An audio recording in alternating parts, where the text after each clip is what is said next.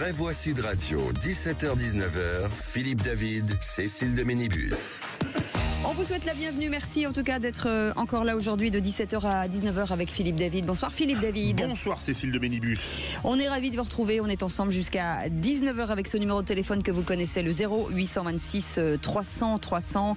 Bien entendu, on va dérouler cette actualité du jour qui est bien lourde en ce moment, bien fournie. Vous avez bien raison, je cherchais ce mot. Dans un instant, le grand débat du jour, c'est à 17h30, enfin dans un instant, dans une demi-heure. Emmanuel Macron va s'adresser aux Français ce soir à 20h. Le chef de l'État l'annonce en évoquant un moment de grande incertitude et de grands défis. En ligne de mire, les questions de défense face au rapprochement États-Unis-Russie. Alors parlons vrai. Attendez-vous à un appel à l'union nationale du président de la République? Et à cette question, quelle stratégie doit adopter Macron ce soir? Vous dites à 90% dialoguer avec Washington et Moscou, à 4% prendre le leadership de la défense de l'Europe, à 2% avoir de la fermeté face aux USA et à 4% apporter un soutien total à l'Ukraine. Vous voulez réagir? Aude attend vos appels au 0826 300 300. Notre invité pour en parler, Jean-Baptiste Noé, rédacteur en chef de la revue Conflit. Et puis, le coup de projecteur des vraies voix à 18h40. Nous ne faisons que commencer à asséner Donald Trump devant le Congrès des États-Unis. Discours d'une durée inédite, 1h40. Il a notamment reconfirmé vouloir s'emparer du Groenland d'une manière ou d'une autre. Alors parlons vrai. Est-ce que ces revendications territoriales, le Groenland, mais aussi le canal de Panama, vous semblent réalistes? Et à cette question, discours devant le Congrès, pensez-vous que les USA pourraient annexer le Groenland et le canal de Panama? Vous dites oui à 51%. Vous voulez réagir? Le 0826 300 300. Et même si on ne parle du canal de Panama, on ne vous fera pas porter le chapeau. C'est pas mal. Joli. Allez, les vraies voix jusqu'à 19h. Ah, c'est beau ça. Les Vraies Voix Sud Radio. Ne commencez pas. Tout ça pour gagner. C'est qui a dit arrêtez de nous nourrir dans ce qu'il y a de Excusez-moi, est-ce que dans cette émission, il y a des gens qui pourront arriver à prononcer le nom de ce jeu? C'est quoi d'ailleurs? C'est qui l'a dit? On l'a dit. Qui l'a dit? Ah bah voilà, bravo Philippe, bravo. Qui c'est qui l'a dit? Mais tout à l'heure, je vais foirer. Philippe Bilger est avec Faut pas être nous. dyslexique. Attendez, on fait un test. Philippe, c'est quoi le nom? Qui c'est qui l'a dit? Oui, bravo. Ouais, joli, bien vu. Françoise de Gouin, bonsoir. Qui c'est qui l'a dit? Bravo. Bruno Pomar. Et Bruno Qui Pomar. l'a dit? Oh bah voilà, bravo. Mais c'est intéressant comme exercice. C'est intéressant, oui, c'est intéressant. Je sais pas pour les auditeurs. Pour quelqu'un qui bafouille tout le temps comme moi, c'est pas facile. Je vous dis, qui c'est qui l'a dit? Non, mais attends. Vous n'avez jamais mal dit. Non, mais c'est elle qui l'a inventé. Non, c'est Philippe David. c'est moi. C'est Philippe David. Il l'a inventé, mais c'est moi qui l'ai déposé. Bon. Ah oui, d'accord, comme toujours. Oui, c'est bien. C'est vous qui touchez la thune. C'est bien, ça, Cécile, c'est bien. mon bon argent. Christian est avec nous. Bonsoir, Christian. Bonsoir Christian. Bonsoir à vous tous. Salut. Vous appelez parce que vous voulez soutenir les manifestations de policiers. Ah. Ouais, tout à fait. Je pense qu'il faut absolument les soutenir, car j'ai jamais vu ça encore qu'on puisse se donner et revenir sur cette affaire et essayer de mettre en prison des gens dont on sait aujourd'hui qu'ils ont défendu comment dire ça, ils ont Ils se sont défendus eux-mêmes peut-être. Ils ont une atteinte à leur... C'est même pas le mot. Je comprends même pas qu'aujourd'hui on puisse revenir là-dessus. Je comprends même pas qu'on a pu que les juges aujourd'hui puissent faire une réquisition sur ce sujet. Pour meurtre. Vous voulez dire pour meurtre contre le policier qui a tué Naël, c'est ça? Ouais, mais on connaît l'histoire quand même, on n'est pas bête. Ça a été débattu plus que débattu, on est bien d'accord. Il y a eu ça a été visionné, il y a eu des gens qui ont été témoins, puis finalement on a vu que ces témoins-là, je fais un peu chelou, et ainsi de suite. Et là, on revient là-dessus et on va condamner et on va mettre en prison des gens qui nous défendent. Mais vous savez, si ça arrive, ce qui va se passer? Mais on laisse les portes ouvertes à n'importe quoi. Les mecs, ils vont plus rien faire. Et j'espère qu'on va l'entendre. Aujourd'hui, il faut de la fermeté là-dessus. Et de la justice, mais une vraie justice. Pas une justice contre les gens qui défendent la loi. Alors, Christian, C'est on va faire réagir les vrais voix. Alors, deux Philippe choses Bilger. très rapidement. Je trouve que les réquisitions telles que j'ai pu les lire dans la presse sont un peu étranges sur le plan intellectuel. Je n'en dirai pas plus, mais deuxième élément, bon, on verra, le juge d'instruction décidera de suivre ou non, hein, et puis il y aura les assises ou pas. François Degois. Oui, c'est les réquisitions. Moi, je veux bien qu'on dise on a tout lu, tout entendu. La vérité, c'est qu'il n'y a jamais une enquête. Elle n'est pas ni à charge ni à décharge. Voilà. Le procureur. Charge, hein. Non, mais c'est chacun sa sensibilité. Il y a des gens, mais non, mais c'est quel pas. prix Mais c'est pas le sujet. Moi, je me calerai à la décision de justice. J'ai pas à expliquer que on sait tous très bien que avec cette phrase, en fait, vous savez très bien que ou on sait tout. C'est une phrase d'autoritarisme. Non, je ne sais pas très bien que. J'attends la décision du magistrat du siège. C'est tout. S'il y a une faute qui a été commise, quand on est un policier, eh bien, on doit payer. Et s'il n'y a pas de faute qui a été commise, eh bien, il sera relaxé. Point barre. Je veux pas faire de la justice comme ça. C'est pas possible, en fait. C'est pour ça que ce pays devient fou. Tout le monde a un avis sur le code pénal, sur les enquêtes, etc. Bruno Pomar. Voilà. Non. Bon, moi, je dirais simplement, pour aller au fait, c'est que le parquet de Nanterre est plombé par une idéologie anti-flic qui est connue et reconnue. Ça, déjà, c'est un élément qu'il faut quand même remarquer. Bah, On verra la décision du siège. Oui, mais justement, on verra, c'est pas moi qui le dis. Non, mais on verra la décision, n'empêche Bruno. que la situation est telle que ça ne méritait pas d'aller à des réquisitions pareilles, parce que la situation est quand même hyper complexe en ce qui concerne la police nationale de nos jours, on le sait. On a des problématiques. C'est autre chose. Mais tout est lié. Non, Allez, mais tout est lié. les amis. Et je crains le pire. Hein. Voilà. Allez les amis, merci beaucoup pour votre en tout cas sujet. Christian, vous restez avec nous. Vous êtes notre vraie voix du jour. Dans un instant, le réquisitoire du procureur. Le procureur de Castres passe en audience disciplinaire. On en parle dans un instant. Soyez les bienvenus. C'est les vraies voix jusqu'à 19h. Sud Radio. Parlons vrai. Parlons vrai. Sud Radio. Parlons vrai. Sud Radio. Parlons vrai. Les vraies voix Sud Radio, 17h-19h, Philippe David, Cécile de Ménibus. On vous souhaite la bienvenue. Philippe Bilger était avec nous, Françoise Degois et Bruno Pomar et Philippe David, bien entendu, et vous au 0800 26 300 300. Dans un instant, les trois mots dans l'actu, c'est avec Félix Mathieu. Bonsoir Félix. Bonsoir Félix. Bonsoir tout le monde. Et ce soir au programme, On va parler de ce couac entre gouvernement et Élysée sur un nouveau voyage d'Emmanuel Macron à Washington. Finalement, non, c'est plus à l'ordre du jour apparemment. On va parler aussi de Volodymyr Zelensky qui essaye un peu de recoller les morceaux justement avec Donald Trump. Et puis de cette issue tragique à la disparition d'un maire en Normandie. Un corps retrouvé enterré dans son jardin, son propre fils en garde à vue. En 3 mots, couac, recollage et disparition. et tout de suite, le réquisitoire du procureur. Les vraies voix Sud Radio, le réquisitoire du procureur, Philippe Bilger. Et vous allez requérir au sujet du procureur de Castres qui passe en audience disciplinaire pour manquement au devoir de délicatesse et de dignité. Oui, alors il est accusé de harcèlement sexuel sur sa secrétaire et vous l'avez rappelé, il va passer en audience disciplinaire. Je ne connais pas du tout sa personnalité ni bien sûr le fond de ce qui lui est reproché. Je veux simplement insister sur quelque chose qui m'apparaît intéressant, c'est le fait qu'on dit souvent que les magistrats sont à l'aise, qu'on ne les réprime jamais, même pas disciplinairement, qu'ils peuvent faire ce qu'ils veulent avec un pouvoir considérable. La preuve que non. Alors bien sûr, on pourrait imaginer d'autres systèmes de responsabilité. Pour ma part, je serais partisan d'élargir la responsabilité du magistrat. Mais en tout cas, elle existe pour des attitudes inqualifiables s'il les a commises.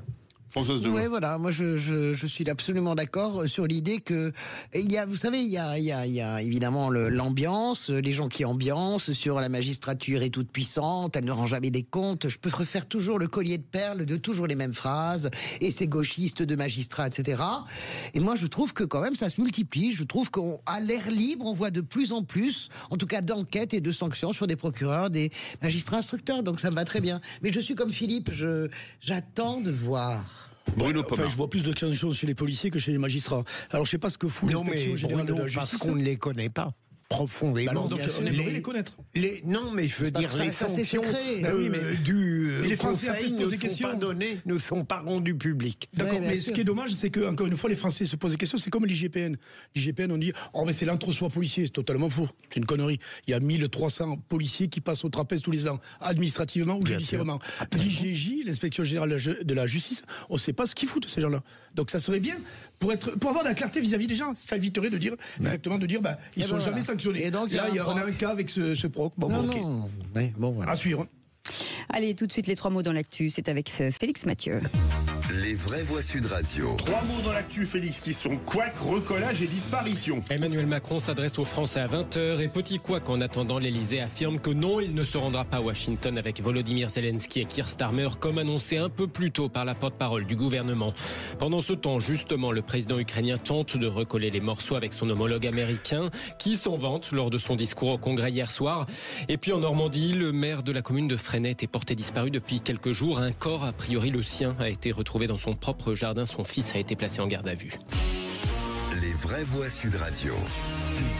Qui c'est qui ne l'a pas dit? Je vais me rendre à Washington avec Volodymyr Zelensky et Keir Starmer. Eh bien, Emmanuel Macron, apparemment, si on en croit ce correctif de l'Elysée, pas de nouveaux déplacements aux États-Unis des présidents français, ukrainiens et du Premier ministre britannique, précise la présidence de la République.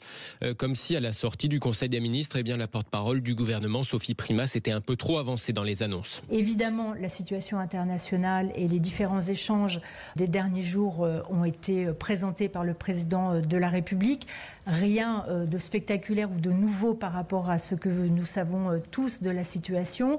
Il est envisagé éventuellement que le président Macron puisse se rendre de nouveau à Washington avec le président Zelensky et avec son homologue anglais.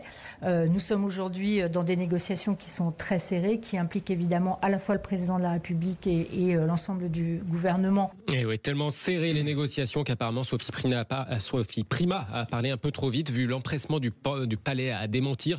Pas de nouveaux déplacements à Washington envisagés.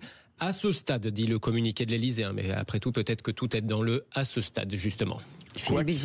Non, enfin, tout peut arriver. La situation est tellement volatile. Même les désirs d'entretien, il n'y a rien qui, je veux dire, ça ne m'étonne pas. Il n'y a rien de heurtant. Il y a un couac bien plus puissant en ce moment, en tout cas, entre Emmanuel Macron et Bruno Retailleau et François Bayrou sur l'Algérie. Ça, c'est pas du domaine du couac, c'est quasiment un peu l'erreur technique, quoi, je pense. Je pense qu'à un moment donné, ça a dû être envisagé et que Sophie Primas a eu l'info et que l'info a changé en 1 heure. Ça arrive tellement souvent. Bruno ? Ouais, moi, on va voir. Encore une fois, la visite de Macron avec Zelensky aux États-Unis, que ça va changer, je ne vois pas grand-chose. De toute façon, il n'y en aura pas. Déjà, il n'y en aura pas. Mais je vois pas. C'est des coups d'aile là toute la journée et on rend compte qu'on est hors jeu. On en discutera tout à l'heure, je crois, du sujet. Ah bon, on est hors jeu? Ben ouais, on est totalement hors jeu. Ben bien sûr. Ben on est des nez à côté des États-Unis. Ben oui. Bah oui. 500 millions d'habitants en Europe, 350 aux États-Unis. Non, mais je parle de la France. On est 70 millions de franchouillards et on veut donner la leçon au monde. Mais bien sûr, mais si, Françoise. Mais si. Je sais que tu n'aimes pas Trump, mais en attendant, c'est le maître du monde. Oui, bien sûr. C'est tout. Bien sûr. Et nous, on est des pantins. Et la Russie a gagné la guerre. Mais tu verras, je ne me trompe pas. Je ne suis pas spécialiste de la politique internationale, mais je peux t'assurer que tout est fait déjà. Allez, en tout cas, avec ou sans Emmanuel Macron et Keir Starmer, le président ukrainien cherche à recoller les morceaux avec Donald Trump. Volodymyr Zelensky redit vouloir une paix durable pour son pays, estimant possible de voir les États-Unis et leur leadership ainsi que l'Europe y œuvrer ensemble. Les États-Unis envers lequel il a redit sa gratitude en appuyant bien évidemment.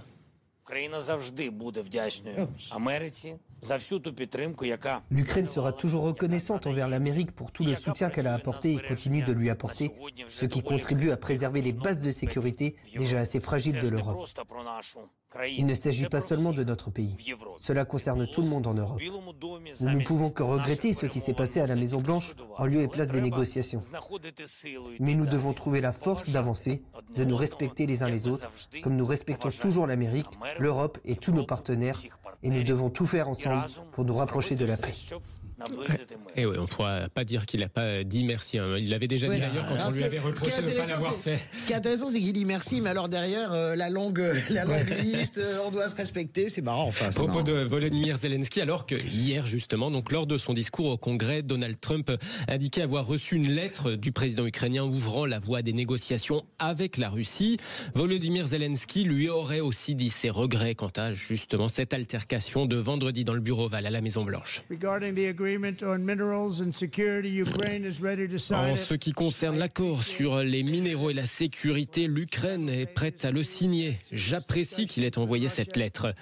Parallèlement, nous avons eu des discussions sérieuses avec la Russie et avons reçu des signaux forts indiquant qu'elle est prête pour la paix. Ne serait-ce pas magnifique, lance Donald Trump au cours de ce discours d'1h40 devant le Congrès, un record discours marqué par l'exaltation des républicains, la consternation côté démocrate.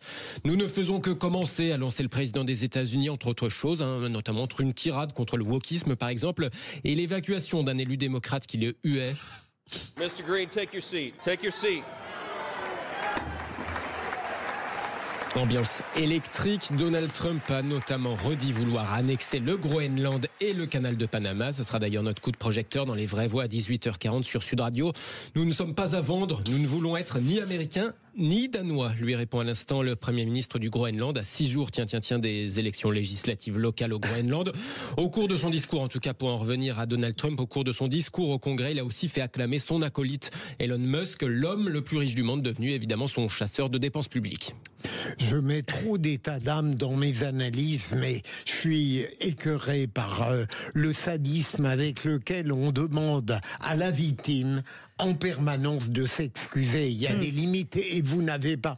Et Félix, vous n'avez pas parlé de la déclaration condescendante de Poutine qui dit « mais j'accepte bien volontiers qu'il vienne ». Tout ça c'est du cinéma, mais alors, je suis d'accord avec vous, mais parce qu'il est obscène en fait, Donald Trump. Mais j'adore les Mexicains qui sont... Vous avez vu cette carte qu'ils ont fabriquée parce qu'il a rebaptisé bien sûr le golfe d'Amérique. Voilà, vous avez vu ce qu'il a fait. Les Mexicains ont tiré un trait, donc et en même temps, et en haut ils ont mis le golfe des gringos locaux. Je trouve ça absolument génial, quoi. C'est vraiment le foot. En fait, ça va finir, c'est tellement grotesque en réalité parce qu'il y a très peu de résultats en réalité. Et c'était 10 000 Mexicains qui devaient être expulsés par jour. Hein. Ouais. Ils sont à peine depuis 2 mois à 5 000. Donc, au moins, il a réussi quelque chose. Ah oui, 5 000. Nous, on attend toujours. Hein. Oui, c'est vrai. Nous, on a beau, mais on fait rien du tout. C'est ton nouveau modèle. Mais c'est factuel, excusez-moi. Qu'est-ce qui est factuel? Tu peux avoir de l'idéologie et penser à ce que tu veux. Pardon, Bruno. Ce qui est factuel, c'est que... Ne criez pas, laissez-le parler. Non, mais dès que tu parles de Trump, ça... Non, pas du tout. Mais moi, vous n'êtes pas d'accord, c'est clair. On n'est pas d'accord. Ce qui est factuel, c'est que tu as une grande gueule qui s'appelle Trump qui dit, vous allez voir, on va en expulser 10 000 par jour. Il arrive à peine à 5 000, si tu veux, depuis 2 mois. Donc, moi, je trouve quand même que... Voilà. Regardons-nous le nombril, déjà, en France, c'est déjà ce qu'on a à faire, et puis déjà, ça sera pas mal. Moi, je pense que ça dépend. Troisième mot en bref, cet incroyable dénouement après la disparition d'un maire en Normandie. Le maire de Fresnay dans l'Eure était porté disparu depuis quelques jours. Son fils avait signalé samedi sa disparition, jugée inquiétante. Finalement, hier, les gendarmes ont découvert dans le jardin du maire un corps qui semble bien être le sien, selon toute vraisemblance. Information rapportée par nos confrères du journal Paris-Normandie. Son fils a été placé en garde à vue dans la foulée. Merci beaucoup Félix. Cette annonce terrible, effectivement. Oui, on reste tous sans voix. Oui, c'est toujours, c'est encore un maire qui disparaît. C'est terrible. C'est peut-être une affaire familiale a priori. On verra. Vous restez avec nous dans un instant. Emmanuel Macron qui s'exprimera ce soir à 20h sur la défense face au rapprochement États-Unis-Russie. Alors parlons vrai. Est-ce que vous attendez du chef de l'État un appel à l'union nationale? Et à cette question, quelle stratégie doit adopter Macron ce soir? Vous dites à 90% dialoguer avec Washington et Moscou, à 4% un soutien total à l'Ukraine, à 4% prendre le leadership dans la défense de l'Europe et à 2% d'avoir de la fermeté face aux États-Unis. Vous voulez réagir? Le 0826 300 300. Jean-Baptiste Noé est avec nous, rédacteur en chef de la revue Conflit. Est-ce qu'il y a une possibilité d'union nationale sur un sujet pareil? Non. Voilà, comme ça c'est réglé. Le débat est terminé. Passez une très bonne soirée. On se retrouve demain à 17h. Allez, à tout de suite. Sud Radio. Sud Radio. Parlons vrai. Parlons vrai. Sud Radio. Parlons vrai. Les vraies voix Sud Radio, 17h-19h, Philippe David, Cécile de Ménibus. Les vraies voix de ce mercredi, des vraies voix que vous connaissez bien entendu. Philippe Bilger autour de cette table, Françoise Degois et Bruno Pomar. Et vous au 0826 300 300. On vous souhaite la bienvenue avec Philippe David. On est ensemble jusqu'à 19h. En attendant, le grand débat du jour. Les vraies voix Sud Radio, le grand débat du jour.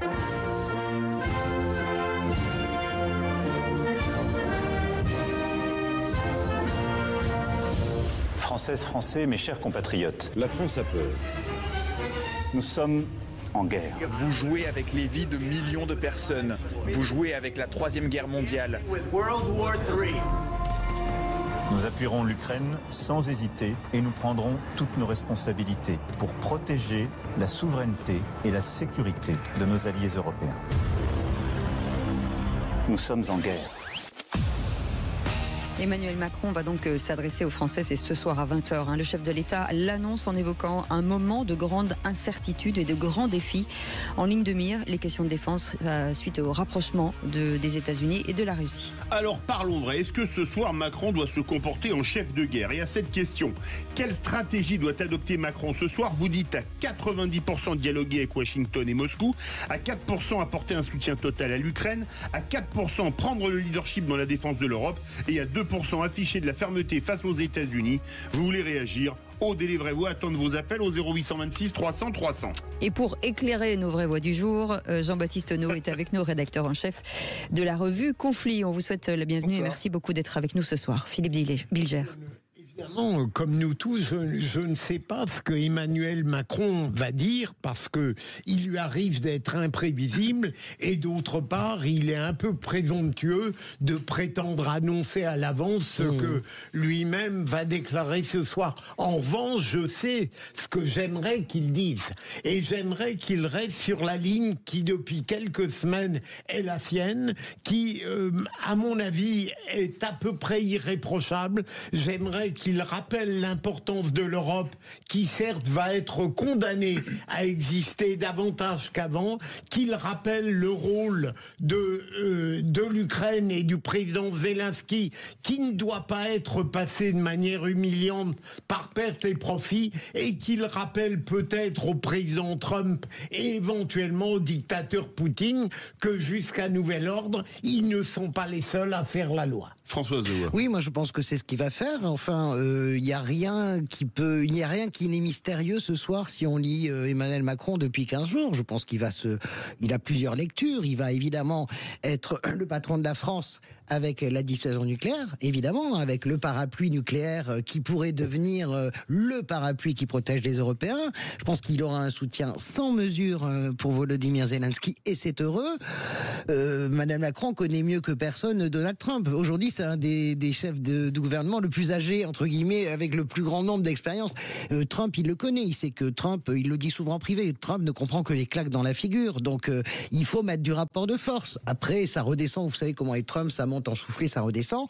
Et le deuxième point, je pense, c'est le point sur les dépenses militaires. J'aimerais pas que ce soir Emmanuel Macron nous explique que du sang et des larmes, ça va nous coûter une fortune de nous défendre. Parce que c'est vrai que ça va nous coûter une fortune, mais vous avez vu ce qu'a annoncé Van der Leyen hier, qui est très important, 800 milliards, et surtout la possibilité pour les Européens de sortir les dépenses militaires de la règle des 3%. À 1,5%. Non, mais c'est très important. On n'a jamais fait ce pas-là. Ce pas-là n'a jamais été fait. Et moi, j'attends d'Emmanuel Macron, je vais vite, j'attends qu'il dise quelque chose sur les avoirs russes. Il y a 250 milliards d'avoirs russes, 50 milliards privés, 200 milliards publics. Le droit international est interdit effectivement de les utiliser. Mais on peut utiliser les intérêts et on peut utiliser ces avoirs pour garantir les emprunts. Que va-t-il faire pour aider concrètement l'Ukraine? Voilà. Bruno Pomar. Moi, quand j'entends Françoise qui nous dit Macron parle à Trump pour le calmer, on tente de le calmer, on a vu la visite qu'il a fait, ça n'a pas été grandiose. Moi, ça me fait doucement rire. Excusez-moi, c'est pourtant... Si, tu l'as dit tout à l'heure. Si. Non, il faut mettre un rapport de force avec Donald Trump. Oui, mais rapport de force. Mais on est des rigolos, mais François. Comment ça, l'Europe est un rigolo. Mais bien sûr, on n'a même pas une Europe de la défense. Ça fait des décennies qu'on entend parler d'une Europe de la défense. Tu la vois où? Non, je te laisse, vraiment. Vas-y. Donc les 800 milliards de Madame von der Leyen, je veux bien entendre parler de ça. Les 413 milliards qui ont été votés pour remettre à niveau déjà notre armée, qui est au fond de l'océan depuis 30 ans. Et on veut jouer les va-t-en-guerre presque. Non, mais attends, ça me fait du sourire. Il faut savoir que 70% des Français ne veulent pas entendre parler d'envoi de troupes déjà en Ukraine. Mais qui parle d'envoyer des troupes? Mais ils en ont parlé. La France, elle a parlé. Mais il y a deux différences entre envoyer. Mais Bruno, la France, elle a parlé. Ne dis pas que non. Écoute, Bruno, est-ce que tu fais la différence entre envoyer des troupes de combat et envoyer des troupes de maintien de la paix? Est-ce que tu fais, toi, le superflu de la différence? Donc c'est ça dont on parle. Donc c'est ça dont on parle. En attendant, c'est un peu présomptueux de dire Macron, il va mettre la pression à Trump. Excusez-moi, ça me fait rire. L'Europe met la pression à Trump. Jean-Baptiste Noé rit beaucoup en vous inquiétant. Rédacteur en chef de la revue Conflit. C'est l'arbitre, Jean-Baptiste Noé. Non, j'accepte pas d'arbitrage. Si j'arbitre avec Pomard directement. Non, mais moi, en octogone. Allez-y, je constate, ce sont les moyens. Toute l'année 2024, le conflit a été quasiment gelé. On était dans une guerre de tranchées. Et on voit bien qu'il y a une accélération depuis le retour de Donald Trump. Et donc, ça fait 1 mois et demi où il y a une ébullition, où la diplomatie repart. Alors, dans un sens qu'on peut ne pas aimer, ça repart. Donc, on voit bien que c'est Donald Trump qui renverse la table et qui impose son jeu. Donc, tout tourne autour de lui, les décisions qu'il va prendre. Et de toute façon, les Européens peuvent tenir les discours qu'ils veulent. Ça va se jouer entre Donald Trump, Poutine et Zelensky. Pour moi, le vrai sujet, c'est pas tellement ce qui se passera dans les semaines qui viennent. Enfin, là où les Européens peuvent avoir un levier d'action, ça serait bien. Plutôt ce qui se passera dans les années qui viennent. Comment assurer la sécurité dans les 10 ans qui viennent et s'assurer que on a eu la Crimée en 2014 et l'Ukraine en 2022. On n'est pas un nouveau conflit en 2034. Voilà. Donc la force de maintien. C'est pour moi ça le vrai sujet, c'est assurer la sécurité de l'Ukraine et des Européens dans les 10 ans qui viennent. Et là, on a des leviers. Sur les semaines qui viennent, on a très peu de leviers d'action. Philippe Bilger veut réagir. Quel dommage, Jean-Baptiste Noé, je vais rester dans les semaines qui viennent. et je voudrais vous demander, est-ce qu'au fond, comment analyser l'attitude de Donald Trump? Est-ce qu'il est tellement obsédé par l'envie de tenir sa promesse sur la paix qu'il serait prêt à valider absolument le plan russe, ou est-ce que vous croyez qu'il est encore capable de concilier les partis qui sont à l'heure actuelle encore en opposition et en guerre? Alors, quand on écoute ce qu'il dit et quand on lit également ses conseillers ou les gens qui ont contribué à former son programme, on voit que pour eux, l'Ukraine n'est pas vraiment un sujet. Pour nous, c'est important parce qu'on est proche.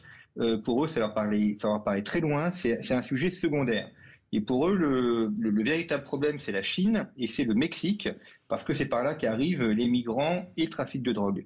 Et donc la volonté de Trump et des républicains et des gens qui sont dans son entourage, c'est de terminer au plus tôt le dossier ukrainien, quitte à en partir comme ils ont quitté l'Afghanistan il y a quelques années, de manière à se concentrer sur ce qui est pour eux le véritable sujet, c'est-à-dire l'affrontement avec la Chine, deuxième puissance mondiale, et la question du Mexique.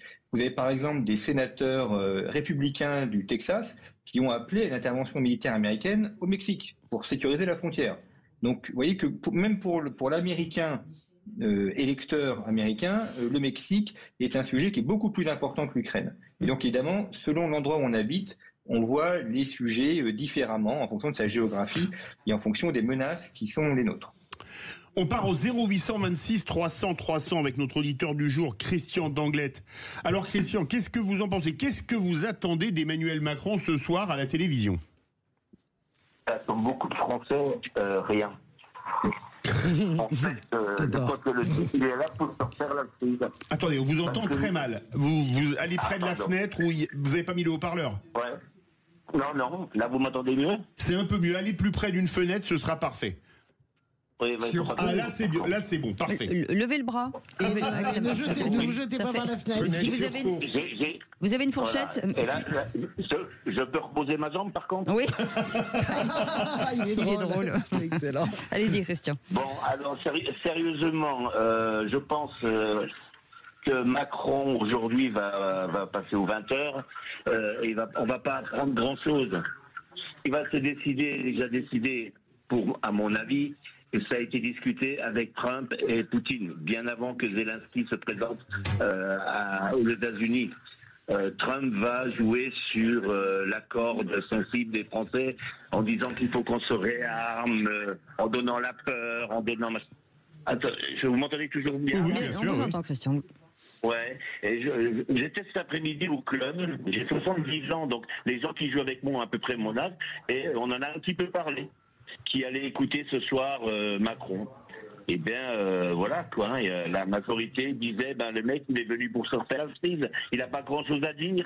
C'est beaucoup. Je trouve que c'est énorme de tout d'un coup exploser en disant, il faut une armée européenne. Il faut. Attendez, doucement. Je veux dire, pour l'instant, il faut peut-être régler le problème en Ukraine, voir ce qui a été dit avec Trump et Poutine, car vous le savez comme moi, c'est les deux qui ont les dés en main. Oui. Vous bougez pas, Christian. Voilà. Bougez pas, Christian, parce qu'on vous entend très très mal. En fait, le son est très mauvais. Une réaction peut-être à ce que dit Christian. Moi, j'aime cette doxa qui consiste à expliquer que les Européens ne servent à rien. J'entends Jean-Noé, Jean-Baptiste Noé, pardon. Que on ne sert à rien, que c'est une budget. Vraiment, c'est honnêtement. Vous pensez vraiment que les Français pensent ça? Je veux dire, moi, je veux bien qu'on soit dans l'idolâtrie de... Mais non, mais regarde toutes les enquêtes. Honnêtement, franchement, Trump est le type le plus détesté dans ce pays. Regarde l'enquête ce matin par UDIFOP.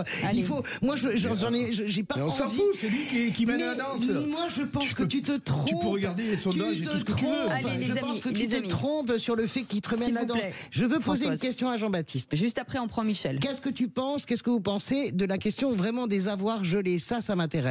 Parce que là, il y a de l'argent, il y a des garanties de prêt. Qu'est-ce que vous en pensez, Jean-Baptiste? Et elle aimerait toucher une commission au passage. Non, pas du tout. C'est un vrai sujet. Effectivement, c'est un vrai sujet. C'est une arme qui est extrêmement dangereuse parce que si on saisit les avoirs, effectivement, on récupère de l'argent, mais on contrevient à toutes les règles internationales. Oui, et donc, on peut pas non plus. Donc, ça veut dire que, en fait, on perd la confiance des créanciers, on perd la confiance des gens qui nous prêtent de l'argent. Et donc, ça peut être tentant de voler l'argent qu'il y a dans les caisses, en le justifiant, évidemment, en disant que les Russes ayant causé la guerre, on peut justifier ça. Sauf que vous avez des avoirs qui sont d'entreprises qui n'ont pas de rapport avec la guerre, ou de Russes qui n'ont pas de rapport avec la guerre. Et ça devient difficile ensuite de vouloir bâtir un ordre mondial fondé sur la justice et le respect des règles internationales, si nous-mêmes on ne les respecte pas. Non, mais c'est pas ça le sujet. Le sujet n'est pas celui-là. Le sujet, on sait tous très bien. Non, mais on connaît le laïus. Vous savez très bien qu'on peut utiliser. Vous savez très bien qu'on peut utiliser ces avoirs pour garantir des prêts. Est-ce que pour reconstruire, par exemple, est-ce que vous pensez que ça c'est plutôt pas mal? Non, parce que une fois qu'on prend les avoirs, on ne les rend pas. Vous voyez, c'est comme quand on nous dit qu'un impôt va être provisoire, c'est la même chose. Ça, moi, je connais bien. Même si c'est très tentant, je suis malgré tout pour le respect de règles juridiques. Je crois quand même au droit international. Très bien. Allez, les 0826 300 300 avec Michel qui nous appelle de Castelnaudary. Bonsoir, Michel. Bonsoir, Michel. Oui, bonsoir. Je vous écoute là. Donc, moi, je tiens à vous dire que je suis très fier d'être français, très fier d'être européen. Malheureusement, je pense qu'on est un peu en faiblesse. Voilà, c'est un peu le premier truc. Mais je vois que M. Macron va nous parler ce soir d'un sujet qui est grave, qui est la guerre. Oui. Et il va nous parler, selon ses termes, d'économie de guerre. Donc moi, ce que j'aimerais bien lui poser comme question, ou qu'il me donne la réponse, pourquoi depuis 2017, n'a-t-il rien fait par rapport à ça? Je veux dire, il ne le découvre pas aujourd'hui, ça. Donc, il a augmenté quand même, c'est le seul président, et ça c'est vrai, il faut quand même lui reconnaître ça, qui a augmenté les dépenses de la défense de 1 à 2%. Excusez-moi, je fais une remarque pour répondre. Juste après avoir viré comme un malpropre un chef d'état-major des armées, il disait qu'il n'y avait pas assez d'argent. Non, mais ça n'a rien à voir. François a raison, 413 milliards. Laissez parler Michel, s'il vous plaît. Allez, Michel. Non, mais ça y est, moi c'est vraiment la seule question, je vais l'écouter parce que c'est important. Mais bon, moi j'ai plus trop confiance en M. Macron, malheureusement, et je devrais avoir confiance en lui parce que c'est mon président, mais quand on voit la faiblesse, notamment par rapport à l'Algérie, j'ai un doute sur cette capacité à nous rendre forts sur ce qu'on dit l'armée conventionnelle, quoi. Alors, j'ai un doute. Michel, restez avec nous. Philippe Bilger. Et pourtant, Macron s'est engagé sur le terrain, c'est-à-dire qu'il a plutôt été courageux sur cette histoire internationale. Moi, il me semble que on peut le critiquer énormément sur le plan intérieur, mais à l'égard de l'Ukraine, il a tenu une ligne, elle est constante. Il ne valide pas les immoralités diplomatiques et géopolitiques, mais comment dirais-je, dans l'arbitrage, ils n'ont pas besoin de moi entre Bruno et François.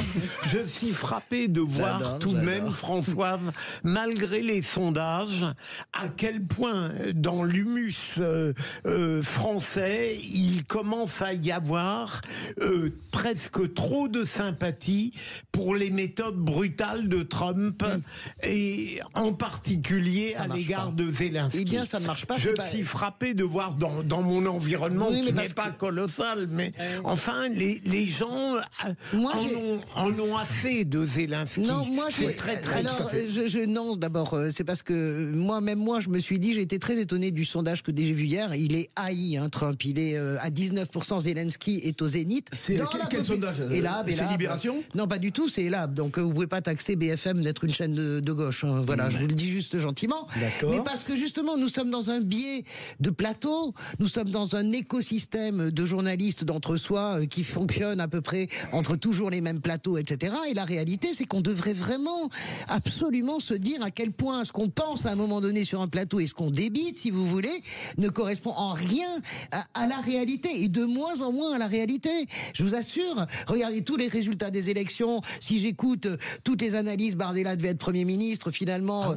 Mais c'est idem pour ça. Ouais. Trump, une sorte de héros dans une sorte d'entre-soi journalistique qui correspond en plus de ça à un certain nombre de médias très bien définis. Et la réalité, si vous voulez, c'est que ce type, les Français le détestent. Voilà, donc faisons attention à ce qu'on raconte. Moi, c'est ce que je me dis. Les Français le détestent, ça fait quoi? Il continue à avancer, il est en train de dérouler. Mais les Français le détestent. Bruno, est-ce que certains... Bruno, je fais juste un constat. Je fais juste un constat. Et est-ce que vous pensez que ceux qui étaient très contents de l'élection de Trump, aujourd'hui, sont un peu déçus, ou carrément déçus, de cette violence, effectivement, et là, ce que dit Philippe, finalement, d'humilier l'autre, en fait. Juste un truc... Je le développerai tout à l'heure. Il y a un très bon papier qui est sorti dans le Washington Post, Jeff Bezos, donc pas soupçonnable d'être gauchiste. Le type est parti sur le terrain suivre des élus républicains qui s'en sont pris plein la patate le week-end dernier à cause de Musk et à cause de Trump, de leurs électeurs. Parce que les coupes budgétaires, les coupes dans l'administration, ça touche aussi leur propre vie. Je dis pas du tout que c'est la révolte et que... Non. Mais il y a quelque chose qui est décevant, je pense, oui, bien sûr. Mais une minute, faut faire court. Derrière tout cela, je ressens tout de même, de manière modeste, une sorte de lassitude française devant, et au fond, un large soulagement, si Trump avait raison, mettait fin, même dans des conditions iniques pour l'Ukraine. L'opinion ne dit pas ça. L'opinion ne dit pas ça. Donc moi, je veux bien ce que de toute façon, les guerres, quelles qu'elles soient, sont très fatigantes pour tout le monde. Donc, c'est vrai. Il y a un moment donné, c'est compliqué. Jean-Baptiste Noé, pour une réponse en 30 secondes. Ce soir, Macron, il peut prendre le leadership sur l'Europe ? Oui, là, il est respecté malgré tout en Europe parmi d'autres chefs d'État. Et puis la France a quand même la première armée en Europe. Donc là, il y a effectivement un coup à jouer par rapport aux autres chefs d'État européens. D'autant que vous avez quand même plusieurs pays, notamment l'Allemagne, qui sont assez affaiblis en ce moment. Donc, je m'en réjouis d'ailleurs, la France a une place à prendre. En tout cas, s'il arrive à dire qui c'est qui l'a dit dans son allocution ce soir. S'il n'arrive à pas nous dire nous sommes en guerre, s'il vous plaît, s'il nous écoute, là, franchement, ne refaites pas. Non, mais ça, il va pas le refaire. Non, mais le cinéma, la dramaturgie, on n'a pas besoin, en fait. Mais ce qui est bien, avec Jean-Baptiste Noé, vous dites 30 secondes, il en met 24. Ouais. C'est extraordinaire. Voilà. Alors que vous dites 30 secondes à Françoise, elle en fait 34. Non, c'est pas vrai. Je plaisante. Très sage. Vous avez été très bien, Françoise. Merci beaucoup, Jean-Baptiste Noé. Merci mille fois à chaque fois de nous éclairer avec autant de talent. Ne passez pas dans un instant. En fait, vous savez quoi, j'étais très contente de finir cette interview en me disant merci, personne ne l'a faite. Et ben sur le moi j'aurais jamais osé. Bon allez, Jean-Baptiste, merci beaucoup. Restez avec nous dans un instant avec Christian. On va essayer de remporter cette bataille, cette petite guerre du qui l'a dit en interne chez nous. Soyez les bienvenus, on est ensemble jusqu'à 19h. Sud Radio, votre avis fait la différence. J'adore vos débats. On entend des choses qui changent un peu de la doxa généraliste qu'on entend trop partout. Sud Radio, parlons vrai. Les vraies voix Sud Radio, 17h-19h, Philippe David, Cécile de Ménibus. Avec Philippe Bilger, Françoise Degois et Bruno Pomar. Alors ça se chicore sur les débats, ça va chicorer aussi sur les points où qui c'est qui l'a dit. Avec Christian qui est avec nous. Et moi, Christian, ça va ? Ça va très bien, merci. On entend bien là, c'est bon ? On vous entend bien. Alors, Christian, il y a deux solutions. Ou c'est vous qui lancez le jingle, ou c'est Philippe Bilger. Eh ben, ça va être moi. J'adore. Allez-y, Christian. Allez-y. Eh bien, c'est très simple et amusant. Nous lançons le quiz. Les vraies voix Sud Radio. Voilà, avec une voix très appuyée, convaincante, avec Christian qui nous appelle Danglette. D'anglette. J'adore. Danglette. Non, pas Danglette. Non, français. Il parle français. Vous me l'avez projeté. Allez, le Parisien, il dit anglais. Hein. Oui. Mais faites attention, vous allez la voir au basque. C'est bon ? C'est bon ? On les a toutes faites ? Et ne surfez pas sur Google pour chercher les réponses. Allez, c'est parti. Allez, on y va. Voilà, c'est ça. Question, qui c'est qui l'a dit, mon cher Christian, 3 points. Qui l'a dit ? Dis-moi. Entre Poutine et Trump, il y a quelque chose de commun, c'est l'argent. Ouais. Qui a dit ça ? François Hollande. Bonne réponse de Françoise Degois. Qui c'est qui l'a dit, Christian ? Il y a beaucoup de légèreté chez ceux qui font la guerre par Ukrainiens interposés depuis leur canapé. Mélanie, j'en sais rien. Non. Jacomelli, non ? Non. Marine Le Pen. Non. Bardella. Non. Chenu. Non. Alors, Bompard, c'est de l'autre côté. Non, c'est... Elle était avec eux, mais elle n'y est plus. Elle était. Avec Clémentine Autain. Non. Ah, mais c'est oui, Garrido. Non, de l'autre côté. De l'autre côté. Marion Maréchal. Dites Marion Maréchal, parce que Marion peut être Marion Cotillard. Mais je la connais. Mais quelle mauvaise foi. Monsieur non, mais parce que lui, il râle quand quelqu'un dit juste le prénom en face. Ma chère Cécile, non, c'est pas vrai. C'est un remarqué. Non, mais laisse tomber, on discute pas, on perd pas de temps. Non, mais elle peut pas être pertinente quand elle parle de LFI qui dit non l'autre côté. Depuis quand Marion Maréchal, Marion Cotillard est d'extrême droite. Non, mais Cécile. Mais non, moi je mets de l'équité. Non, mais vous dites Non, mais de toute façon, mais vous êtes en couple dans la série tous les deux. Philippe, donne-moi sa feuille. Allez au coin. Bon, les Allez au Kenavo. coin. Qu'est-ce qu'il fait ? Je dirais Georges Marchais. Mais on n'a rien dit. Allez, question, qui c'est qui l'a dit, 3 points. Sur une union nationale avec l'Ukraine, il n'est pas possible de donner un blanc-seing au président de la République. Bardella. Non. Hollande. Non. C'est une femme politique. C'est une femme politique. Oui. Enfin, politique. Mathilde Panot. Non. Ah bah si, on a quand même parlé d'elle pour un poste très élevé. Oui, enfin c'est pas une femme politique. Elle travaille. Elle travaillait à la mairie de Paris et on voulait. Anne Hidalgo. Ah oui, Lucie Castel. Oui, Lucie Castel, ça s'appelle pas Julie. Hein. Elle travaillait. Je crois qu'elle a disparu. Vous avez raison, Christian. Elle travaillait. C'est pas. Qui travaille à la mairie. Voilà. C'est pas une femme politique. Elle était. C'est une autre fonctionnaire. Vous avez fait le premier coin, vous allez faire le deuxième. La question est biaisée. Qui c'est qui l'a dit ? S'il vous plaît, qui c'est qui l'a dit à 3 points ? Ah, j'ai trouvé. C'est pas de. Non, Zelensky. Non, Zelensky n'est pas le héros irréprochable magnifié par les Européens. Je sais qui. Christian. Delanoë. Non, François Fillon. Bonne réponse de Françoise Degois qui s'impose. Et lui est parfaitement fondé pour juger. Qu'est-ce que vous dites, Christian ? Oui. Christian, j'en ai pas mis une dedans encore. Ah, voilà. C'est pas faux. Qui c'est qui l'a dit ? Allez, 3 points. Si on croit que les Américains sont des Européens qui parlent anglais, on se trompe. Nous n'avons pas le même système de valeurs. Trump sera impitoyable avec nous. Macron. Non. Ciotti. Non. C'est pas mal ça. Je l'ai entendu hier. Barreau. Non. C'était sur Sud Radio. Il a été vice-président de l'Assemblée nationale. Bonne réponse de Philippe Bilger. Vous avez dit c'est pas mal sur un verbatim de Chenu. Oui. C'est bien. Je note que Philippe Bilger l'a entendu hier alors que c'était ce matin. Il vient de l'UMP. Oui, c'était ce matin. Sur Sud Radio. Il est. Il a pas dit ça, hein. Non, il n'a pas dit ça, bien sûr. Il n'a pas dit que ça, non. Mais au moins, il l'a dit, ça. Emmanuel Macron prend les Français pour des imbéciles. D'accord, ok. Il est au taquet, Christian. Alors, verdict. Christian, allez. Verdict, Françoise Degois, 9 points. Philippe Bilger, qui a tenté de revenir du diable Vauvert, mais n'y est pas arrivé, 6 points.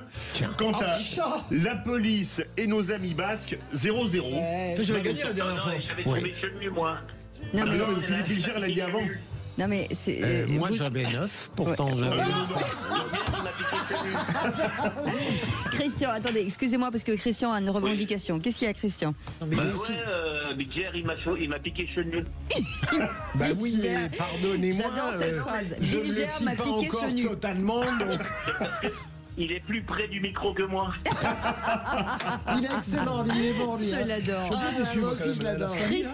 Christian, vous avez 70 ans, mais vous avez un cœur d'enfant et j'adore ça. Merci en tout cas de cette joie. Embrassez tous vos copains. Vous jouez à quoi là en ce moment là autour de vous? Vous faites quoi comme parce que vous étiez avec les copains hier, c'était quoi? Vous jouez aux cartes, c'est ça? Ah non, tout à l'heure là, je viens de rentrer. Non, je joue à la pétanque. Ah, c'est bien. Faites gaffe, faut pas vous blesser. Oh là là. Vous jouez à la Systema, ouais. C'est dangereux ces sports. Je n'ai pas dit que je jouais avec mes mains. Oui. C'est dangereux. Ah oui. Ah oui, d'accord, ok. Avec les pieds aussi, ça se fait. Allez, Christian. L'abus d'alcool est dangereux pour la santé. On vous embrasse. Merci d'avoir joué avec nous. Dans un instant, le journal. Et puis, la météo de Rémi André et le coup de gueule de Philippe. David? Quand on parle mal de mon pays à Washington, je râle. Et quand on fait la même chose à Moscou, je râle aussi. Tant mieux. Comme ça fait deux râleries pour une. Tout bat au centre en 24 heures. Sud Radio. Sud Radio. Parlons vrai. Parlons vrai. Sud Radio. Les vraies voix Sud Radio, 17h-19h, Philippe David, Cécile de Ménibus. Retour des vraies voix avec Philippe Bilger, Françoise Degois, Bruno Pomar. Au menu des vraies voix à 18h40, le coup de projecteur des vraies voix. On vous pose cette question: Trump au Congrès et qui revendique le Groenland et le canal de Panama. Est-ce que vous pensez que les USA pourraient annexer le Groenland et le canal de Panama? Venez nous donner votre avis au 0826 300 300. Et notre auditeur du répondeur aujourd'hui, c'est Eric de Metz en Moselle. Tiens. Je crois que c'est votre ville natale, cher Philippe Bilger. Absolument. Quelle mémoire. Ouais. Metz, hein, pas Metz. Mais j'ai dit Metz, oui. Ah, d'accord, excusez-moi. Bonsoir, Eric. Bonsoir Eric. Bonsoir. On vous attend, on vous écoute. Je pense qu'il doit y avoir une avenue Philippe Bilger déjà à Metz, comme c'est sa ville natale, non? Malheureusement, pas encore. Ou au moins un cul-de-sac. Merci, ma chère Émilie. On attend que je sois mort. C'est horrible. Impasse, Philippe Bilger. T'imagines le truc, On vous écoute, Eric. Allez, Eric. Oui, bonsoir à tous. Alors moi, je voulais réagir sur Trump, parce que depuis son investiture, j'ai le sentiment que tout le monde tire à boulet rouge, surtout depuis son entretien avec Zelensky. Mais il n'empêche qu'aujourd'hui, à mon avis, c'est le seul qui veut et qui peut nous apporter la paix. Regardez, en un mois et demi, ce qu'il a fait. On est quasiment en train de parler de cesser le feu grâce à Monsieur Trump. Et j'ai le sentiment que, contrairement à nos gouvernants européens, à part peut-être Orban ou Meloni, eh bien Trump, lui, va peut-être nous éviter la Troisième Guerre mondiale. Donc moi, je suis vraiment enthousiasmé par ce type. Alors bien sûr, il y a des excès, il a une façon pas très orthodoxe de communiquer, mais il n'empêche qu'il arrive à des résultats qu'en 3 ans, nos dirigeants n'ont même pas atteint. Alors Eric, on n'a pas de résultat pour l'instant. Hein. Pour l'instant, ce sont que des supputations. Là où je rejoins Eric, pas seulement parce qu'il est né à Metz, non, il y habite, on ne sait pas s'il est né. Hein. Non, mais sérieusement, c'est vrai que Trump, on ne peut pas nier qu'il ne fasse pas bouger les lignes. Mais là où je me distingue, c'est que c'est facile de le faire si on donne totalement raison aux coupables. Bon, mais voilà, c'est ça qui est absolument dramatique. Moi, j'entends l'admiration que des gens peuvent avoir pour Donald Trump, c'est pas le sujet. De toute façon, en plus, il est démocratiquement élu, donc il n'y a pas de question pour moi. J'ai zéro question. Je ne suis pas comme Donald Trump qui ne reconnaît pas l'élection de Joe Biden. Moi, je ne suis pas comme tous ces gens-là. Je suis pas comme J.D. Vance qui veut faire interdire l'avortement sur l'ensemble du territoire américain. Ça n'a rien à voir. Je ne suis pas ces gens-là. Donc, mais je reconnais que ces gens-là sont élus. Je veux juste dire que attention, c'est pas parce que vous saturez médiatiquement les choses que les choses avancent. Je le redis dit sur le Mexique, c'est 0 + 0 la tête à Toto. Sur la Colombie, c'est rien du tout au niveau des accords. Vous allez voir comment il va remballer ses taxes. Allez, parce que on voilà. n'a plus le temps, Françoise. Pardon, le temps pour... J'ai fini. Et dans les réunions secrètes de Donald Trump. Vite. Non, mais moi je trouve que Trump même fait bouger les lignes dans le sens où il réveille encore une fois l'Europe qui est complètement endormie. Donc si on doit avoir une Europe militaire, est-ce que c'est peut-être pas l'occasion, effectivement, le fait que là je suis d'accord. que Trump est en train de pousser tout ça, de faire réagir tout le monde. Voilà, là au moins pour ça sera quelque chose. Vous retrouvez au moins là-dessus, c'est pas mal. Eric, en tout cas, merci beaucoup de ce message. Merci d'avoir été avec Eric. nous. On vous souhaite une très belle journée. À très bientôt. Et vous êtes le bienvenu quand vous voulez. Et c'est vrai que les habitants de Metz sont. Ils sont bien. Comment on les appelle? Les Messins. Les Messins. Merci. Messins, ME. Merci Françoise de Gaulle. Non, mais bon, parce que j'entends les Elle me prend pour un inculte. Bruno, ça. Non, mais parce que. Non, vous pouvez pas savoir ce qui se passe dans ce studio. Voilà. Mais parce que j'ai fait une blague à Philippe David. Habitant de Metz, et j'ai marqué Messin en 2 mots. Voilà, c'est ça. J'étais en train de vous défendre contre la blague graveleuse que je voyais. C'est moi qui l'ai fait. Bravo. C'est Cécile qui l'a fait. J'ai le droit quand même de faire des blagues graveleuses. Allez, dans un instant, un petit peu. Voilà, c'est ça, exactement. Dans un instant, le coup de gueule de Philippe David. Allez, on y va. Sud Radio. Parlons vrai. Parlons vrai. Sud Radio. Parlons vrai. L'IDEC. Sud Radio, 17h-19h, Philippe David, Cécile de Ménibus. Ce que certains auditeurs des Vraies Voix et de Sud Radio en général disent de vous est pas très joli. En revanche, de Philippe et moi, ils disent oui, c'est super. Non, je plaisante. C'est bien parce que tout le monde m'écoute en disant mais qu'est-ce qu'elle raconte, c'est vrai. Non, tout ce que disent les gens à l'extérieur en disant on apprend des choses et c'est une joyeuse bande. Et pour ça, on vous remercie en tout cas Philippe Bilger, Françoise de Gois et Bruno Pomar et l'ensemble bien entendu des personnes qui chaque jour commentent l'actualité avec Philippe David et moi. Et donc voilà, je voulais partager cette petite, ce petit moment avec vous. C'est bravo. Je sais pas ce que ça cache. J'ai toujours rien du tout. Mais c'est bon. Franchement, c'est gratuit, c'est cadeau, c'est pour vous. Robert ne m'édibuse pas. Je pourrais dire c'est que nous. Non, voilà. Il y a aussi un salut à Aude régulièrement et puis les jingles de notre ami Maxime Félix, que les gens adorent. Toujours excellent. Et Félix, bien entendu, avec sa rondeur de mots, par exemple. Merci, non, je t'ai plus. Allez, tout de suite, les amis, après tout ça, on va taper dans le dur. Le coup de gueule de Philippe David. Voix Sud Radio. Comme d'habitude, je vais remettre le clocher au milieu du village, un village qui s'appelle Moscou, capitale de la Russie. On voyage ces derniers temps, puisque hier nous étions à Washington. Pourquoi Moscou? Parce que, pour citer François Bayrou, le déconomètre semble y fonctionner à plein régime, au moins aussi bien qu'à Washington. Hier, j'ai poussé mon coup de gueule sur les propos surréalistes de J.D. Vance concernant la France et le Royaume-Uni.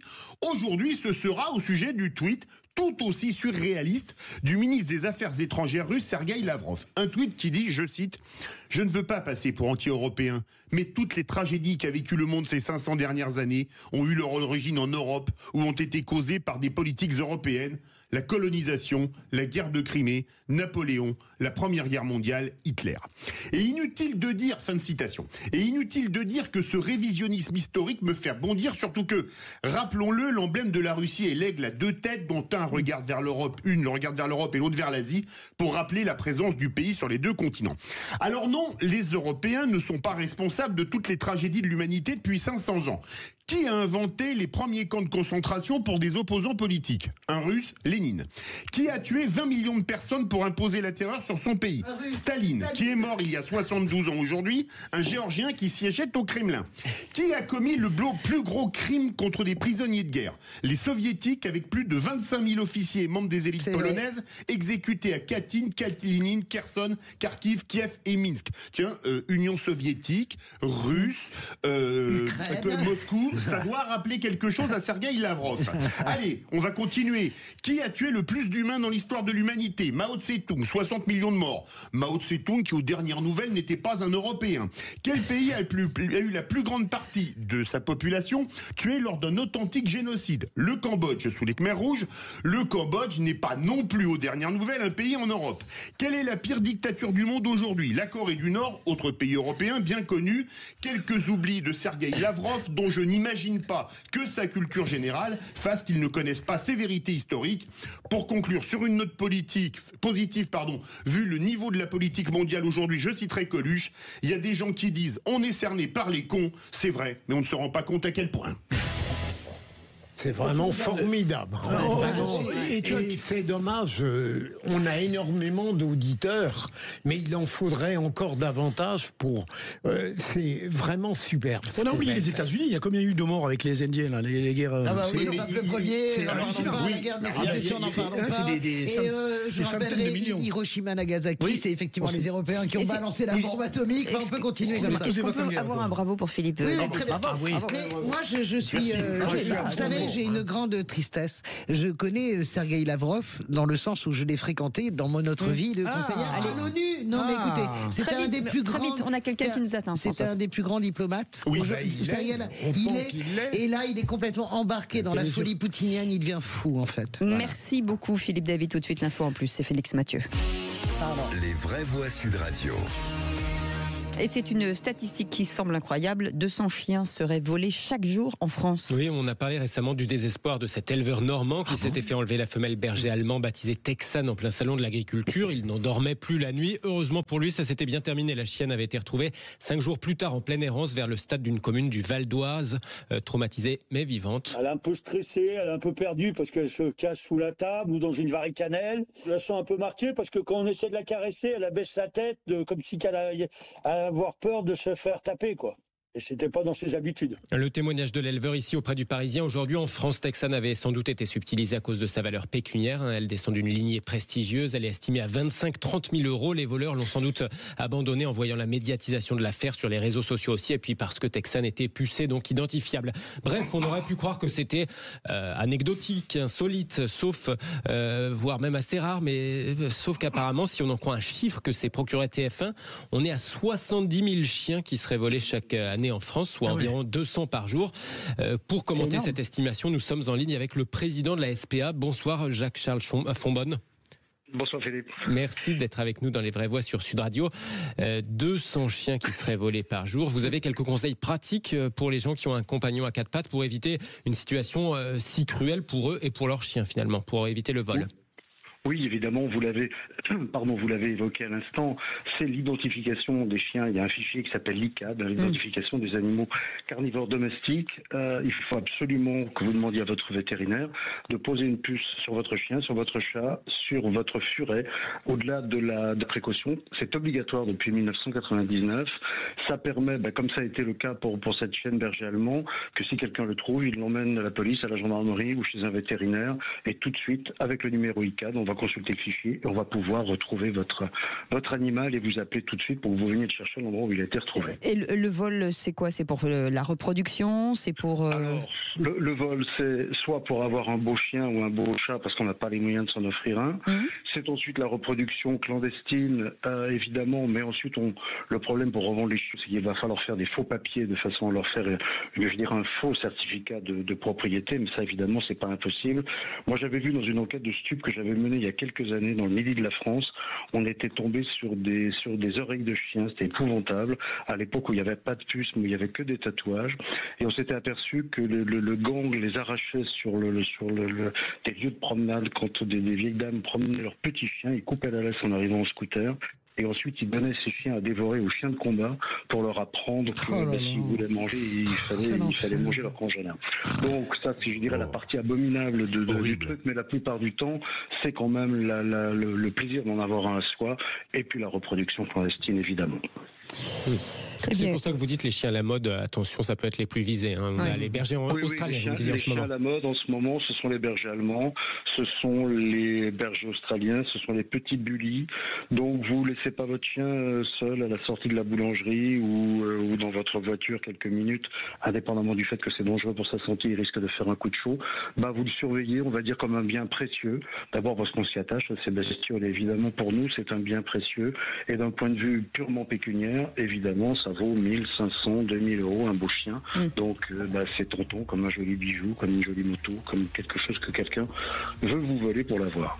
Eh bien, c'est toujours un plaisir de vous avoir au téléphone, Jacques-Charles Fonbonne. Merci beaucoup, président de la SPA, et merci pour ces conseils avertis. Vous restez avec nous dans un instant, et merci Félix Mathieu, bien entendu. Vous restez avec nous dans un instant, le tour de table de l'actu des vraies voix. Philippe Bilger. On va parler du président Zelensky. Très bien, il est peur de son micro. Françoise Degois. Le silence gêné de Obama, Clinton et toute la hiérarchie démocrate qui ne dit rien aux États-Unis. Bruno Pomar. Notre policier de l'affaire Naël. Voilà, on en parle dans un instant. Soyez les bienvenus. 0826 300 300. Vous pouvez bien entendu commenter sur les réseaux sociaux et vous abonner à notre chaîne YouTube. Bientôt le million. À tout de suite. Sud Radio. Sud Radio. Parlons vrai. Parlons vrai. Sud Radio. Parlons vrai. Les vraies voix Sud Radio. 17h-19h. Philippe David, Cécile de Ménibus. Merci de votre fidélité, merci d'être là tous les jours, de plus en plus nombreux, et on le sent sur les réseaux sociaux. Là, on a fait. On est à combien on en est à combien? Alors attendez, on fait une pause. Il faut faire un jingle. Combien? Alors, on en est à 999 000 abonnés. Oui. Oh là là. Ça peut tomber à n'importe quel moment. Ça peut tomber à n'importe quel moment. Je vous le dis, si ça tombe pas dans les vraies voix, je fais un scandale, je me désabonne et je me On avait un motif d'espoir. Allez les amis, autour de cette table, Philippe Bilger, Françoise Degois et bien sûr Bruno Pomar. J'allais dire il est très peinard. Je voulais dire peinard, et le nouveau meilleur ami de Françoise Degois. Mais Pomar, c'est un grand cru. Voilà. J'allais te le dire, il vieillit bien comme le bon vin. Je ramènerai la prochaine fois. Et tout de suite, les amis, le tour de table de l'actu des vraies voix. Vous pouvez peut-être donner vos manteaux, on va passer à la table. Non, je suis pas d'accord. Ah mais là c'est sérieux. Philippe Bilger, vous pouvez pas être en désaccord, Philippe, avec Bilger. Alors je ne suis pas totalement péremptoire là-dessus. Ah bon? Vous savez très bien que j'ai raison et ça vous fait bien yesh, mais c'est la vérité. Le tour de table. De l'actualité. Françoise. Il y a même du off qui a été enregistré. C'est faut faire attention à ce qu'on dit. C'est absolument pas dur. C'est vrai, c'est pas de l'antenne. C'est la semaine dernière. C'est énervé contre lui.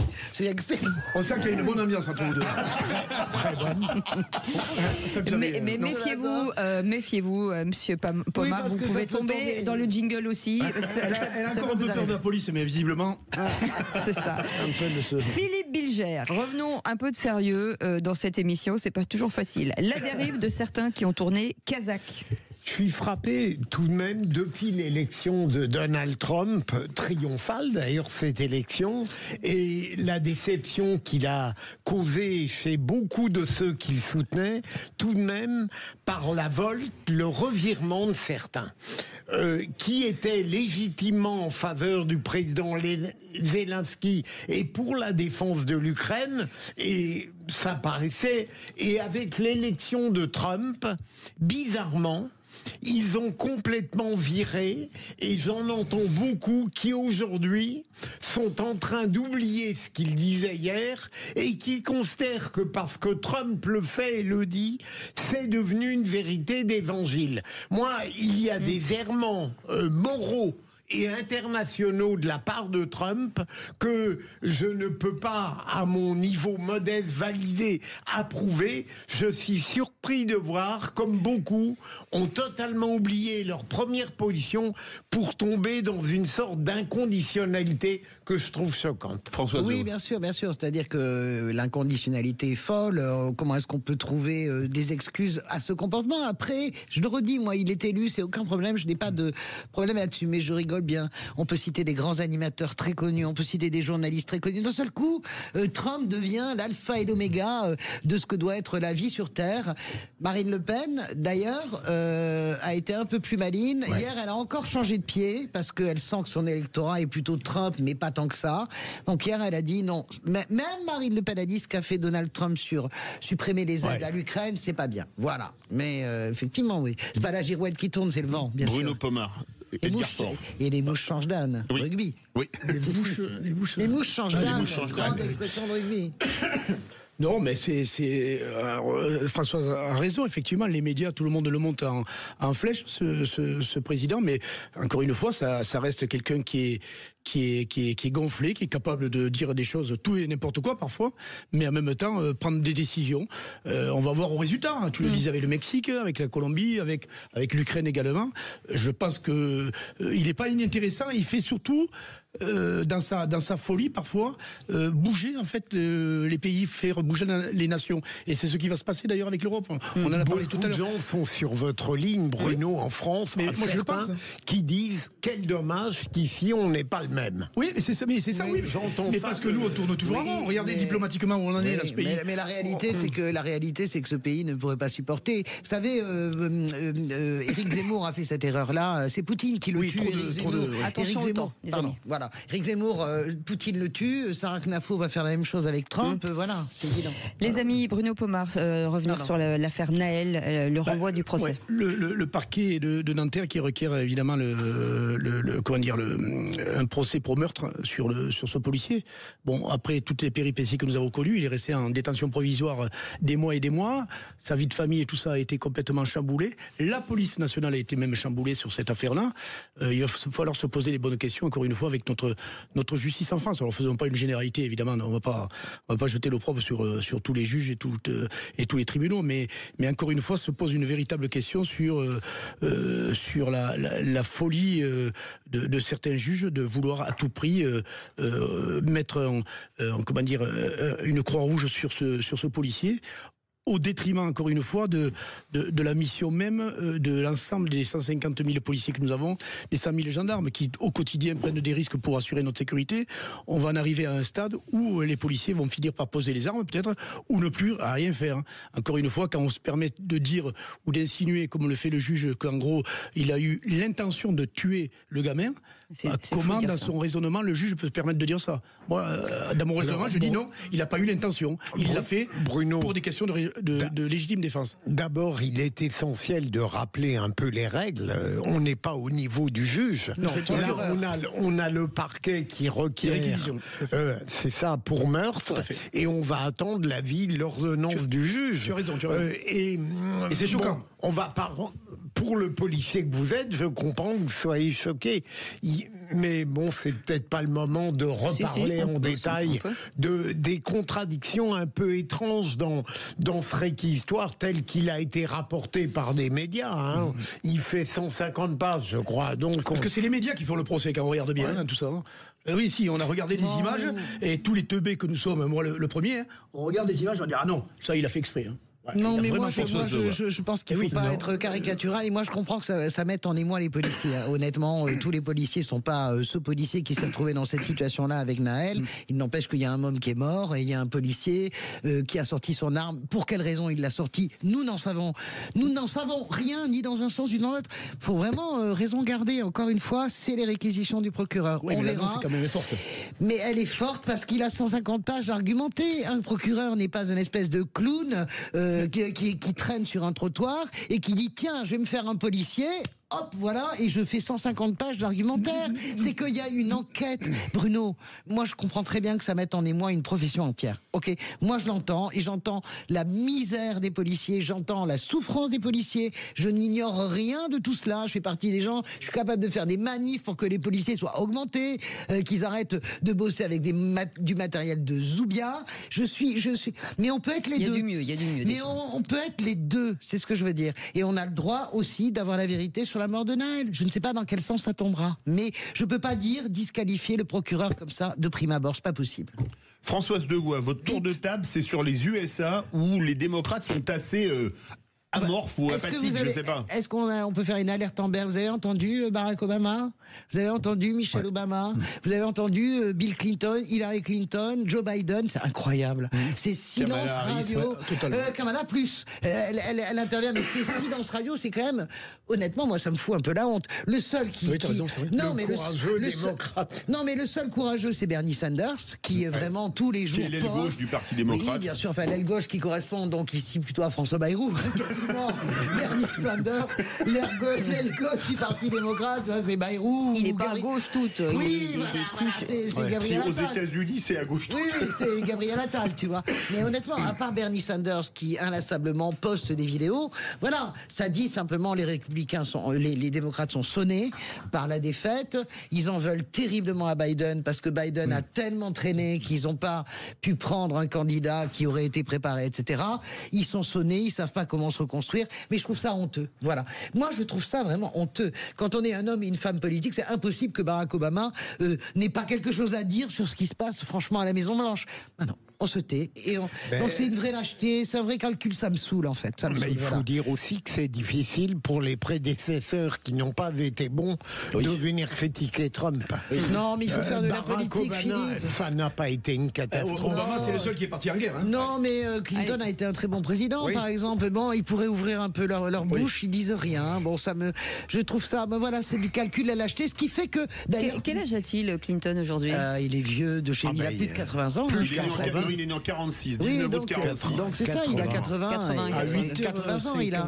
Donc il a 80 ans, Hillary, c'est pareil. Je pense que non, c'est simplement un calcul politique. Et je n'aime pas ça. Justement, nous allons en reparler dans quelques instants de Trump et de son discours au Congrès. 1h40, c'est très long. Et une nouvelle déclaration sur le Groenland. Alors parlons vrai. Est-ce que les revendications territoriales qu'on a entendues vous semblent surréalistes? Et à cette question, discours devant le Congrès, pensez-vous que les USA pourraient annexer le Groenland et le canal de Panama? Vous dites non à 51%. Vous voulez réagir? Le 0826 300 300. Et on vous attend donc avec Aude à ce numéro. À tout de suite, les amis. Sud Radio, votre attention est notre plus belle récompense. D'abord, je voudrais vous féliciter, André Berkoff, pour les invités que vous faites venir. Vraiment, votre émission, si elle n'existait pas, il faudrait l'inventer. Sud Radio, parlons vrai. Les vraies voix Sud Radio, 17h-19h, Philippe David, Cécile de Ménibus. Avec Philippe David, chaque jour, on vous offre la parole au 0826 300 300 tout au long de la journée. D'ailleurs, vous avez la possibilité dans chacune des émissions de débattre et de donner votre avis. C'est le principe, il y a marqué sur nos murs parlons vrai. Alors, on voudrait que Françoise ne l'utilise pas trop souvent. Qu'est-ce que j'ai dit? Ah oui, je pas trop.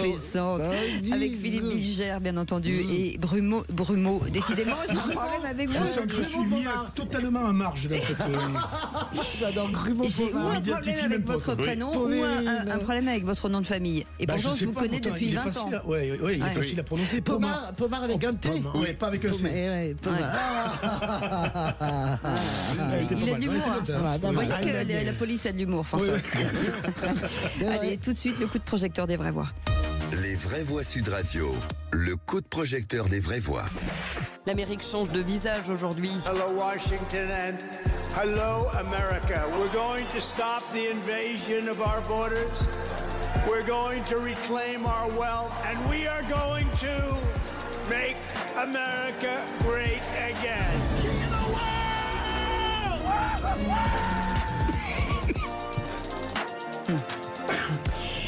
Nous ne faisons que commencer à asséner Donald Trump devant le Congrès des États-Unis. Discours d'une longueur inédite. On vous l'a rappelé déjà 1h40, ce qui me paraît un peu long, mais il a notamment redit vouloir s'emparer du Groenland d'une manière ou d'une autre. Alors, parlons vrai. Imaginez-vous les USA annexer le Groenland, territoire danois, pays membre de l'Union européenne et de l'OTAN. Et à cette question, discours devant le Congrès, pensez-vous que les USA pourraient annexer le Groenland et le canal de Panama? Vous dites non à 51%. Vous voulez réagir? Le 0826 300 300.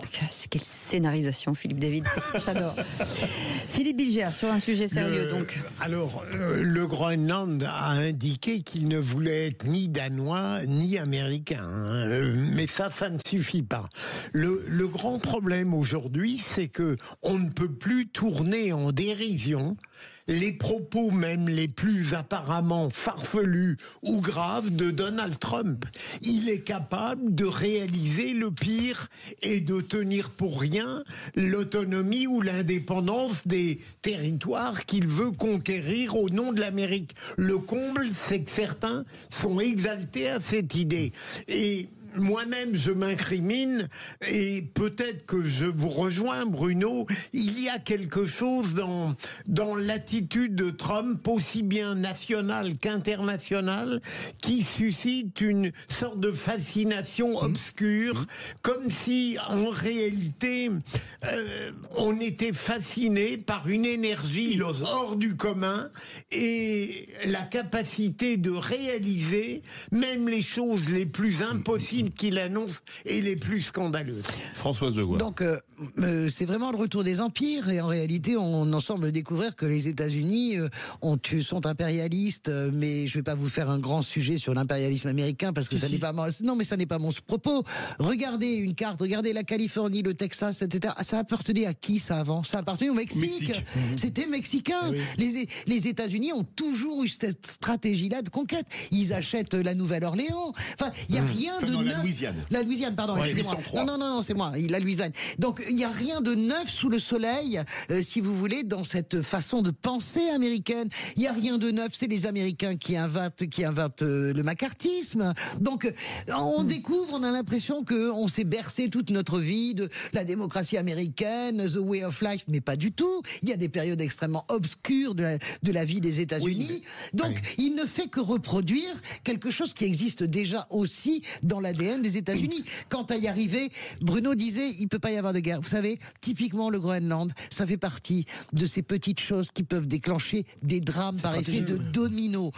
Imaginez qu'il envoie les Marines, ou qu'il achète, qu'il n'arrive pas à acheter, parce que pour moi, il veut payer les habitants du Groenland. C'est à peu près ça qu'il y a dans les tuyaux. Imagine qu'il n'y arrive pas, ok? Que fait l'Union européenne? Elle envoie forcément une force d'interposition. Mais bien sûr que si. Et vous ne pouvez, mais évidemment que ça finira comme ça. Évidemment. Et quand on parle de l'enchaînement des alliances et des effets de domino qui entraînent une troisième guerre mondiale, eh bien on peut avoir soif. Moi, je trouve que dans son comportement à Trump, il a un raisonnement de businessman, en fait, dans tout ce qu'il fait. C'est pas du tout de la politique, de la géostratégie, tout ce qu'on peut. C'est de la politique. Quand on voit le canal de Panama, c'est un lieu stratégique, évidemment, commercial, etc. Pris par les Chinois, on sait que la Chine l'utilise à outrance. Et il se dit, waouh, pour nous, c'est un sacré business et il faut qu'on le chope. Jusqu'à maintenant, ils avaient l'autorisation avec les bateaux de guerre, etc. Ça, c'est une chose. Mais c'est l'ouverture vers l'Amérique du Sud, c'est tout un tas de choses. Est-ce que c'est pas ça le problème, justement, d'être un businessman?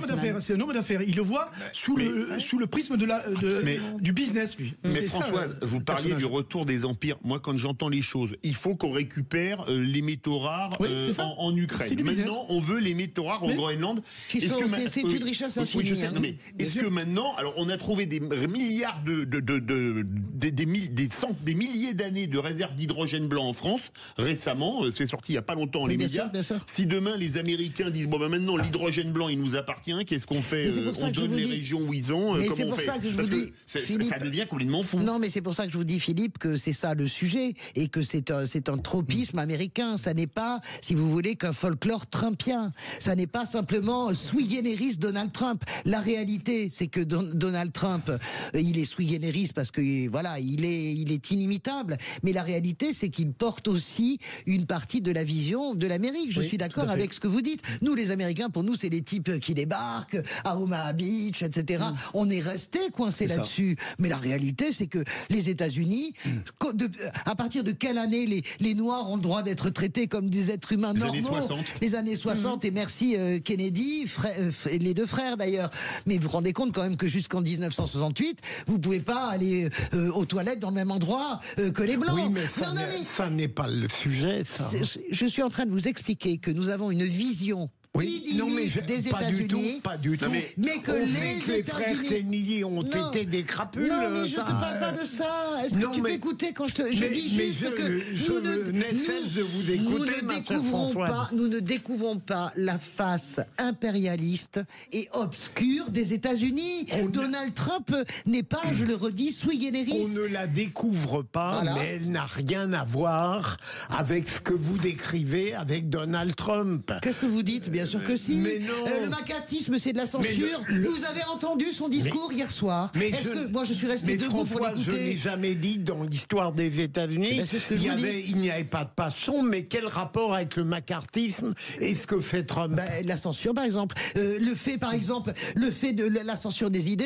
Vous avez entendu son discours, il n'y aura plus rien de woke, il n'y a que de sexe, etc. Mais c'est très bien. Mais non, mais ça, je sais que vous adorez ça. Mais d'une certaine manière, quand vous avez... Mais moi, je m'en fous. Moi, quand le macartisme, c'est la censure d'idées, ok?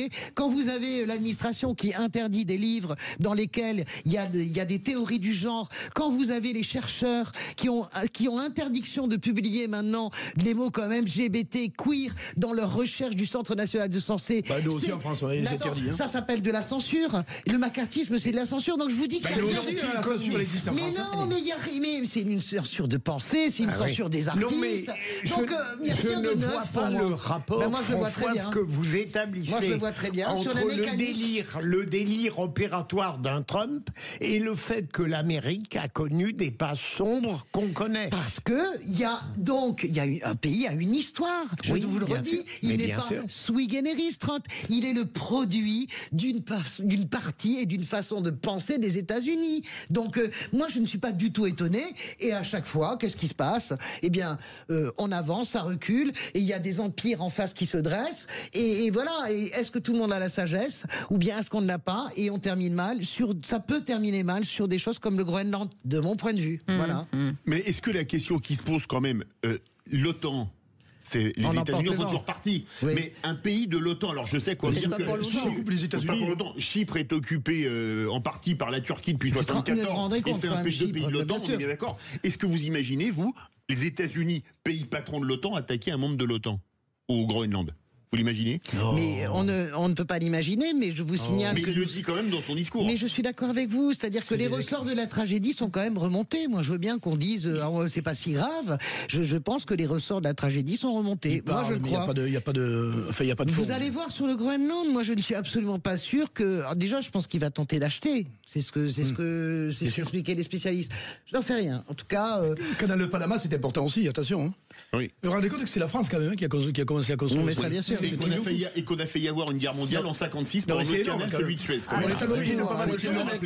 Bien sûr, avec le panarabisme, avec Nasser et le panarabisme. On est à l'origine de pas mal de choses et à la dérive surtout. Moi, mon sentiment quand même, c'est qu'il ne faut pas prendre ça à la légère. Je suis d'accord avec Bruno quand il dit ce n'est pas du tout un fou, il est très stratégique parce que c'est un businessman.